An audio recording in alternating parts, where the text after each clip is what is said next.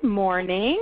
Thank you for joining us for this month's webinar. Our topic is stroke prevention, and our presenter this month is Robin Glock. She's an RN and a health coach with Strategic Health Services. Robin? Hi, good morning. Thanks everyone for joining. I will be doing the presentation, like Dawn said, on stroke prevention, and I am one of the health coaches with Strategic Health and also a registered nurse. May is American Stroke Month. The American Heart Association and the American Stroke Association has an annual campaign to increase stroke awareness and to educate Americans that stroke is largely preventable and treatable. While stroke is the #5 cause of death and leading cause of disability in the United States, many Americans do not think of stroke as a major health concern. Some of the different topics that we'll focus on in the presentation include stroke facts versus myths, definition and types of strokes, symptoms, and risk reduction. Every 40 seconds, someone suffers a stroke in America, and about every 4 minutes, someone dies from a stroke. Stroke is the leading cause of death behind heart diseases and cancers. This is important information because most people understand what heart disease is and they understand what cancer is all about. But strokes are often misunderstood and therefore they occur without any knowledge or warning. According to the American Heart Association, approximately 795,000 Americans have a stroke each year, with 137,000 ending in fatality. There are more than 7 million stroke survivors living in America. What we'll come to find out with the presentation is that sadly almost 80% of those could have been prevented, mostly from noting the early warning signs and symptoms and living a healthier lifestyle. There are a lot of misconceptions about strokes, and so this breaks down sort of myths versus realities. So the first myth is that strokes are not preventable, when in actuality, up to 80% are preventable.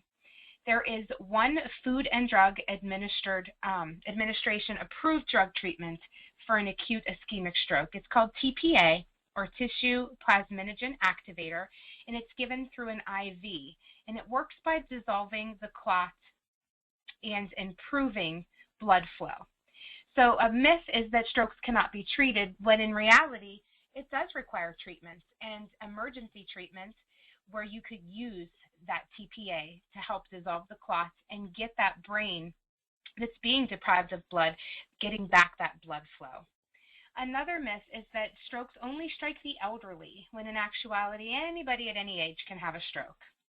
And then lastly, recovery ends after 6 months, and the effects of a stroke can last a lifetime. What is a stroke? Strokes occur due to problems with the blood supply to the brain. Either the blood supply is blocked by a clot or a blood vessel within the brain ruptures. An interruption of the blood supply to any part of the brain can cause a stroke. There are 2 types of stroke, ischemic and hemorrhagic. Ischemic strokes are the most common. They make up about 87% of all strokes, but they occur in 2 different ways. The first type of ischemic stroke is embolic. This is when a clot travels to the brain from another part of the body, usually from the heart, with a condition called atrial fibrillation, or from one of the large arteries of the upper chest or lung. The second type of ischemic stroke is thrombotic, and this is when a blood clot develops in a clogged part of a vessel. The second type of stroke is hemorrhagic, and this is when a blood vessel in the brain breaks or ruptures. While this type of stroke isn't as common as an ischemic stroke, it is more deadly.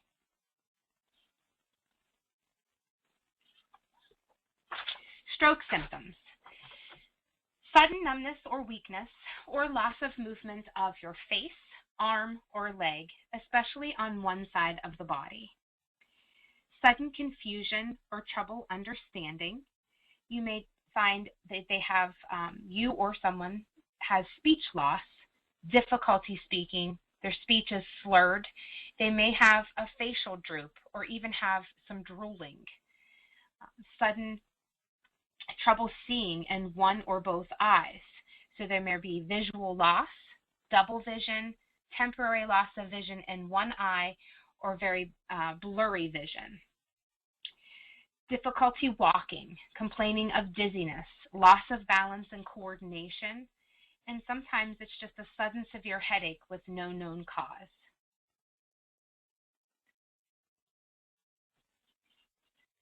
This chart and others like this one are available on the American Heart Association's website and the Stroke Awareness Foundation's website.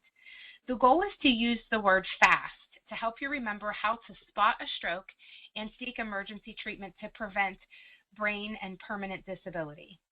So F stands for face drooping. Does one side of the face droop or is it numb?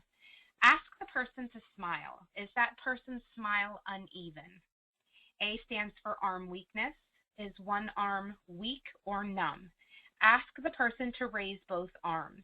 Does one arm drift downward? S stands for speech difficulty. Is the speech slurred? Is the person unable to speak or difficult to understand? Ask a person to repeat a simple sentence like the sky is blue. Is that sentence repeated correctly? T is for time to call 911. If someone shows any of these symptoms, even if they go away, call 911 and get that person to the hospital immediately. Check what time it is so you'll know when the first symptoms appear.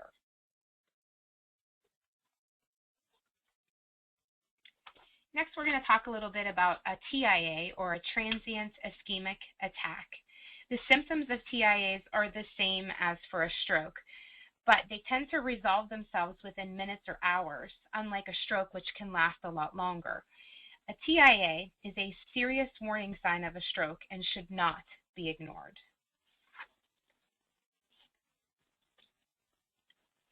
A transient ischemic attack, or TIA, sometimes even referred to as a mini stroke, is unlike a stroke because the symptoms disappear within a few minutes or a few hours. A TIA happens when blood flow to part of the brain is blocked or reduced, often by a blood clot. After a short time, the blood starts to flow again and those symptoms go away.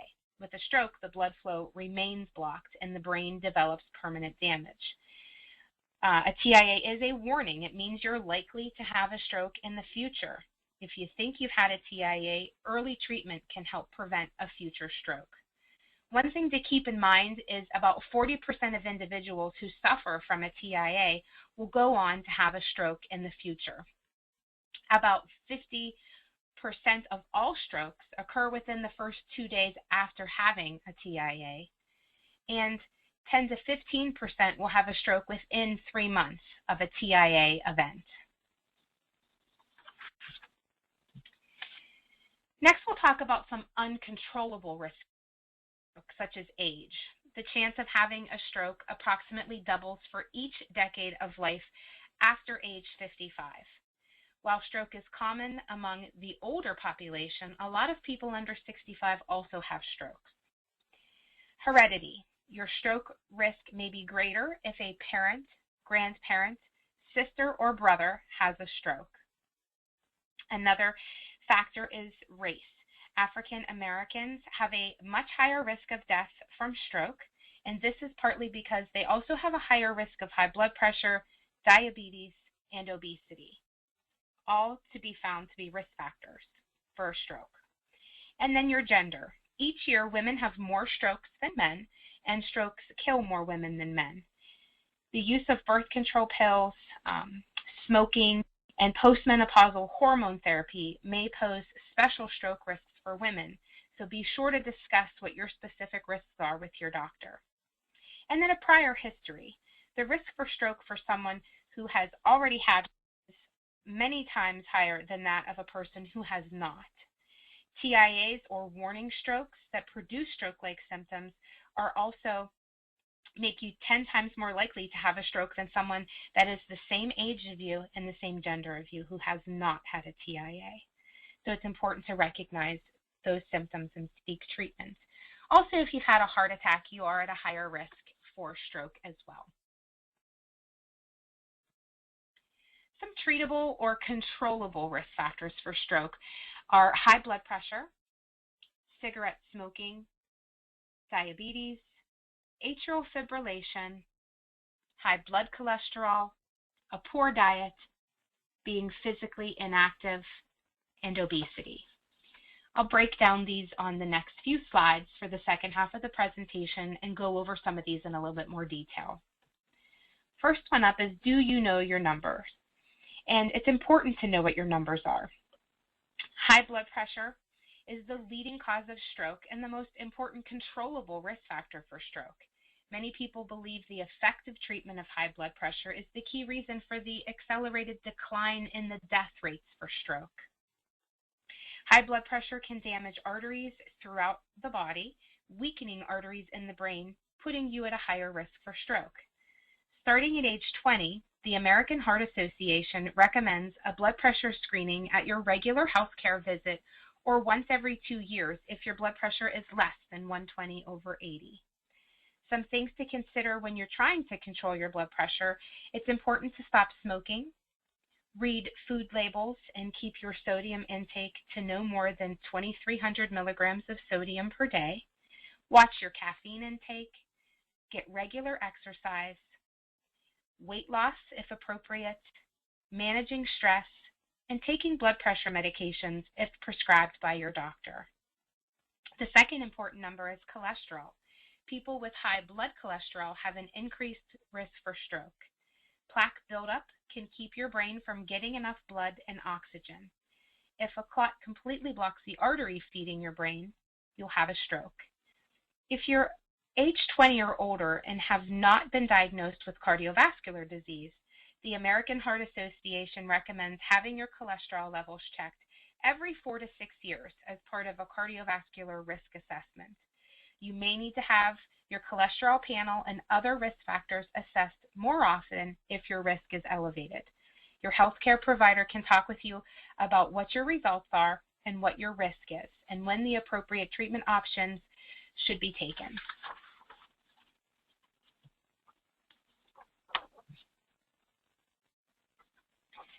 Next slide is about atrial fibrillation. It's a heart rhythm disorder that raises your risk for stroke. The heart's upper chambers quiver instead of beating effectively. If left untreated, it increases your risk for stroke 4 to 6 times. An estimated 2.2 million people in the United States have atrial fibrillation. With this irregular heartbeat and those two chambers beating unpredictably and sometimes rapidly, it can cause the blood to collect in the heart and potentially form a clot, which that clot can then travel to a person's brain and cause a stroke. It's important that you're under the care of a doctor and have a treatment plan in place if you have atrial fibrillation. On this slide, you'll see some pictures that I found that I thought were a pretty good representation of what people say that it feels like. So it feels like drums pounding in their chest, thunder rumbling, or even fish flopping. The next slide is going to talk a little bit about smoking. Smoking doubles your risk for stroke. In recent years, studies have shown cigarette smoking to be a risk factor. The nicotine and the carbon monoxide in cigarette smoke damages the cardiovascular system in many ways.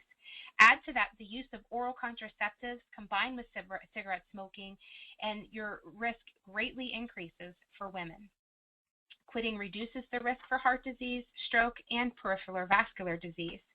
If you need support, talk with your health coach about our smoking cessation program, but also let your physician know and have on-site support with your doctor as well.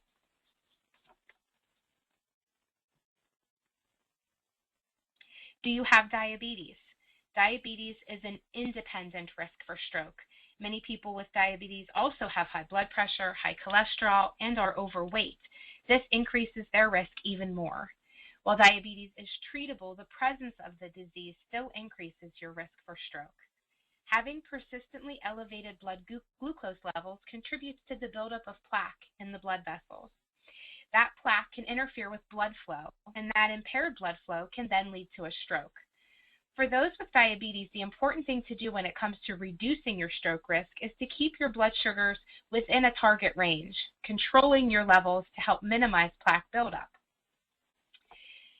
It's a serious condition to begin with, and it should be controlled through diet, exercise, and medication if prescribed by your doctor. It's important, to take away from this slide to have a treatment plan in place. Know what your target glucose numbers are by speaking with your physician and having a good rapport with your doctor, keeping your follow-up appointments and keeping these numbers in a good range.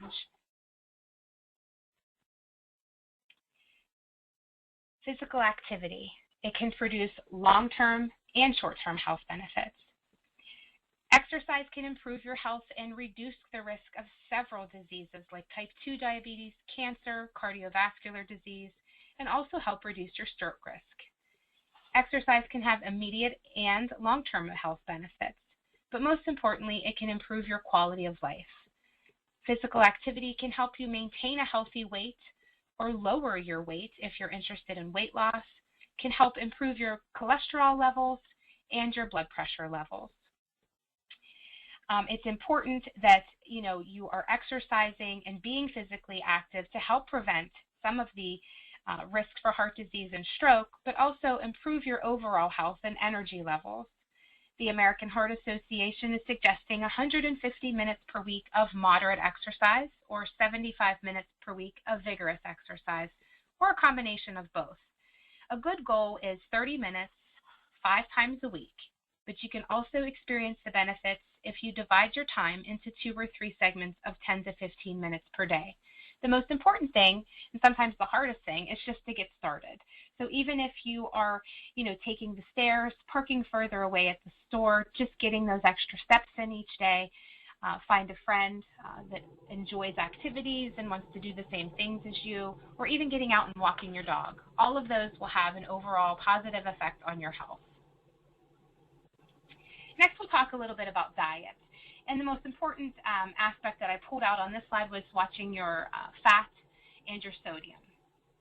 Diets high in saturated fat, trans fat, and cholesterol can raise blood cholesterol levels. And diets that are high in sodium contribute to an increase in blood pressure. So it's important when you're choosing meals and snacks that they're healthy. And you're using options that include plenty of fresh fruits and vegetables, low saturated trans fat and cholesterol foods. So picking those leaner cuts of meat, going for whole grains, which have higher fiber, and then trying to really look at your food labels, looking for hidden sodium and fat, not adding salt to your food.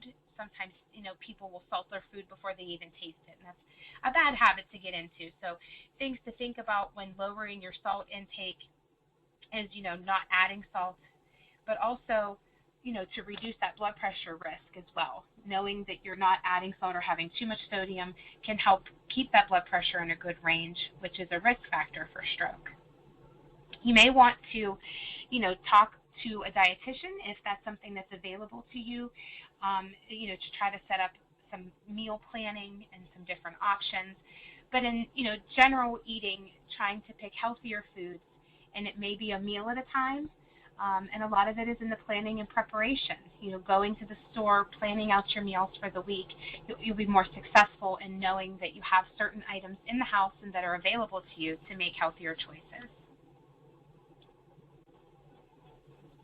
So you maintain a healthy weight. Being overweight or obese can lead to the buildup of plaque in your arteries, and eventually an area of plaque could rupture, and that could cause a blood clot to form. If that clot is close to your brain, it would block the blood flow and oxygen and cause a stroke. So the risk of stroke rises as your BMI rises and increases. So extra weight makes you more likely to have high blood pressure and cholesterol, which are risk factors for heart disease and stroke. The good news, a small amount of weight can reduce your chance of developing heart disease or stroke. Losing just 5 to 10% of your total body weight has been proven to lower your chance of developing heart disease and stroke, but just is also good for your overall health and energy levels. If you need support with weight loss, please talk with your health coach. And then alcohol, drinking in moderation. Alcohol has been linked in many studies to stroke. Drinking too much can increase your blood pressure and your risk for stroke. So aim to drink in moderation. No more than 2 drinks a day for men and 1 drink a day for women. 1 drink equals about a 12-ounce beer, 5 ounces of wine, or 1 1/4 to 1 1/2 ounces of liquor.